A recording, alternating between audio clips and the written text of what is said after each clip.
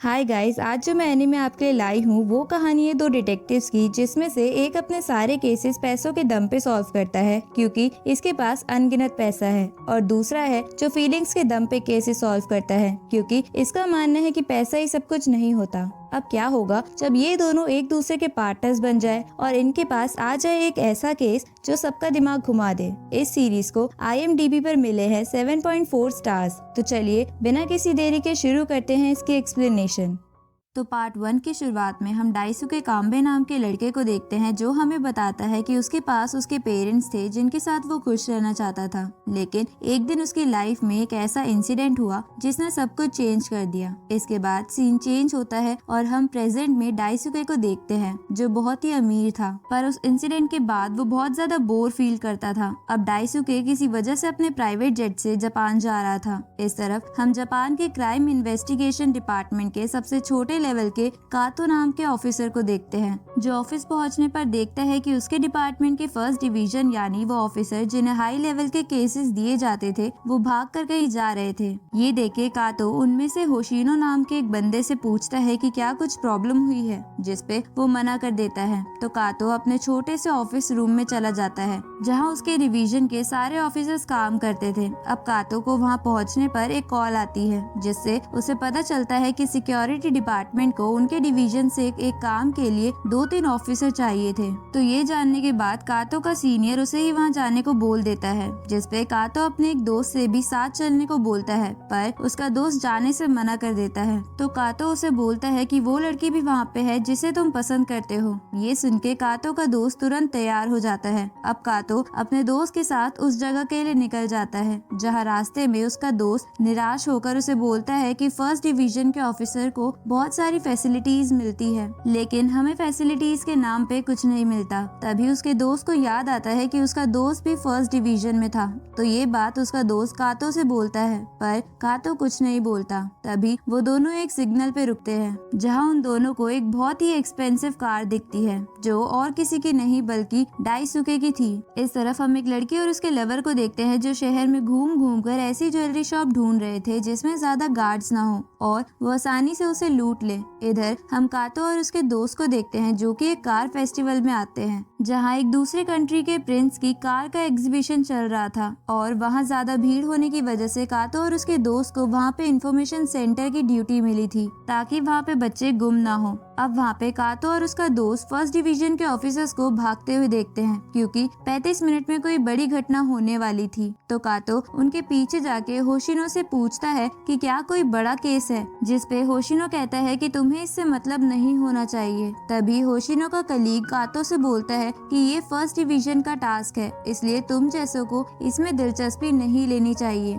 उसी वक्त होशिनो को रेडियो पे एक मैसेज आता है, जिसे कातो सुन लेता है, जिससे उसे पता चलता है कि 35 मिनट में एक बॉम्ब फटने वाला है, क्योंकि एक बंदा जापान में आए उस प्रिंस को मारना चाहता है, लेकिन उस बंदे को अरेस्ट कर लिया गया है, पर वो बॉम्ब अभी भी उनके कब्जे में नहीं है। इस तरफ हम उसी लड़की और उस लवर को देखते हैं, जो कई ज्वेलरी शॉप देख चुके थे, लेकिन गार्ड्स होने की वजह से वो लवर डाका डालने से डर रहा था, जिसपे वो लड़की कहती है कि मैं यहाँ से जा रही हूँ। एक तो तुम्हारी चोरी की वजह से हमें पैसों का इंतजाम करना है, और दूसरा तुम किसी भी शॉप के अंदर नहीं चल रहे। ये सुन के उसका लवर हाथ पकड़कर रोने लगता है। तभी उस लड़की को वहाँ एक और शॉप दिखती है, जहाँ एक भी गार्ड नहीं था। इधर कातो होशिनो से बोलता है कि अगर तुम्हें इस बात का पहले पता था तो तुमने इवेंट कैंसिल क्यों नहीं किया, जिसपे होशिनो कहता है कि मैंने सीनियर ऑफिसर्स को ये बताया था, लेकिन प्रिंस का यहाँ आना हमारी कंट्री के लिए बहुत इम्पोर्टेंट था, इसलिए इवेंट कैंसिल नहीं किया गया। और तुम्हें तो पता ही है, क्योंकि सीनियर ऑफिसर्स की बात ना मानने पर तुम्हें भी फर्स्ट डिवीजन से बाहर निकाल दिया गया था।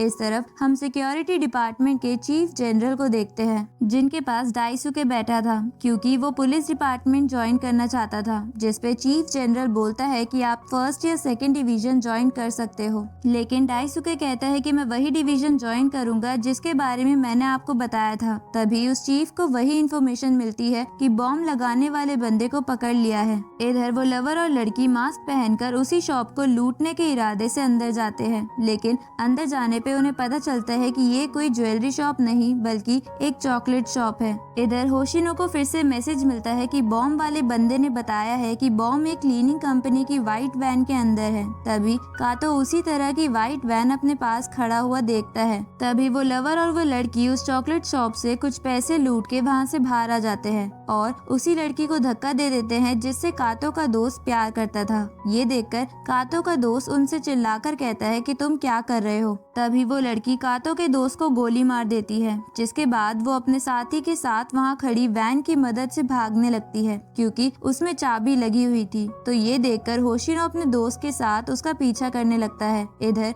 कातो का दोस्त गोली लगने की वजह से मर जाता है। तो ये देखकर उसको पसंद करने वाली लड़की रोने लगती है। तभी कातो अपने दोस्त को जोर से लात मारकर खड़ा होने को बोलता है क्योंकि उसे गन में गोली नहीं बल्कि एक पेंट बॉल थी। अब बॉम्ब फटने में सिर्फ 25 मिनट बाकी थे। तभी कातो देखता है कि एक कार कई सारी कार्स को साइड में धक्का मारते हुए तेजी से आगे आ रही थी। उसी समय कातो देखता है कि उस कार के सामने एक माँ और उसका बच्चा है। तो कातो उस कार को रोकने के लिए उसके सामने खड़ा हो जाता है, जिसके बाद वो कार साइड होकर खंबे से टकरा जाती है। तो कातो कार के पास जाके उसके ओनर से कहता है कि ये सब करने की वजह से मैं तुम्हें अरेस्ट कर रहा हूँ। तभी डाइसुके बाहर आता है और एटीट्यूड में बोलता है कि मैं तुम्हारे ही डिपार्टमेंट में काम करने वाला एक ऑफिसर हूँ। इसके बाद डाइसुके इधर उधर देखने लगता है क्योंकि उसकी कार खराब हो गई थी और उसे एक दूसरी कार चाहिए थी। तो डाइसुके एक कार के पास जाके देखता है कि वो कार बहुत ज्यादा फास्ट है। तो डाइसुके उसके ओनर से कहता है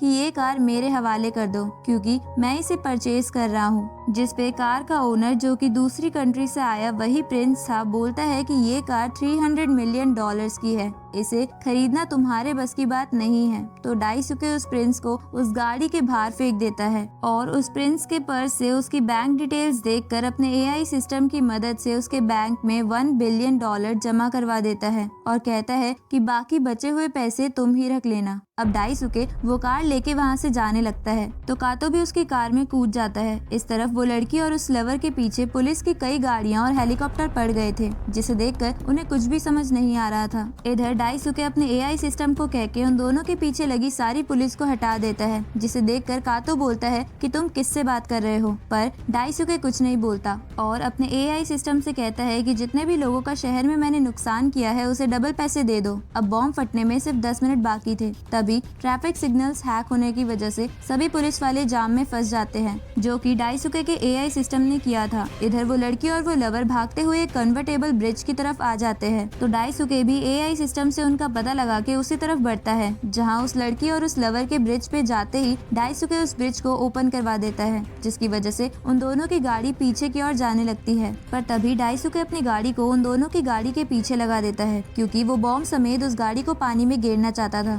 तो ये देखकर वो लड़की और वो लवर बहुत ज्यादा डर जाते हैं। तभी वो लवर अपनी सीट बेल्ट खोल के गाड़ी से कूद जाता है। ये देखकर वो लड़की हैरान हो जाती है, लेकिन वो कूद नहीं सकती थी क्योंकि उसने ब्रेक पे पैर रख रखा था। अब ये सब देखकर कातो उस गाड़ी पे कूदता है क्योंकि वो उस लड़की की जान बचाना चाहता था, इसलिए वो गाड़ी के अंदर आके उस लड़की को बाहर कूदने को बोल देता है, जिसके कूदते ही वो वैन बॉम्ब के साथ पानी में गिर जाती है, जिसके थोड़े ही सेकंड बाद एक बहुत बड़ा धमाका होता है। इधर वो लड़की ब्रिज से नीचे आती है जहाँ उसे उसका लवर दिखता है। तो वो लड़की उसे इग्नोर करके वहाँ से जाने लगती है क्योंकि उसने ऐसी सिचुएशन में उसे अकेला छोड़ दिया था। तभी वो लड़का उस लड़की का हाथ पकड़ के रोने लगता है और गले लगाकर उसे बोलता है कि अगर तुम नहीं बचती तो मैं भी जिंदा नहीं रह पाता। ये सुन के उस लड़की के भी आंखों में आंसू आ जाते हैं और वो उसे माफ कर देती है। इस तरफ डाइसुके गाड़ी से नीचे उतर के देखता है कि कातो ब्रिज से लटक रहा है, लेकिन डाइसुके कुछ नहीं करता और मुस्कुराने लगता है, जिसके बाद कातो पानी में गिर जाता है।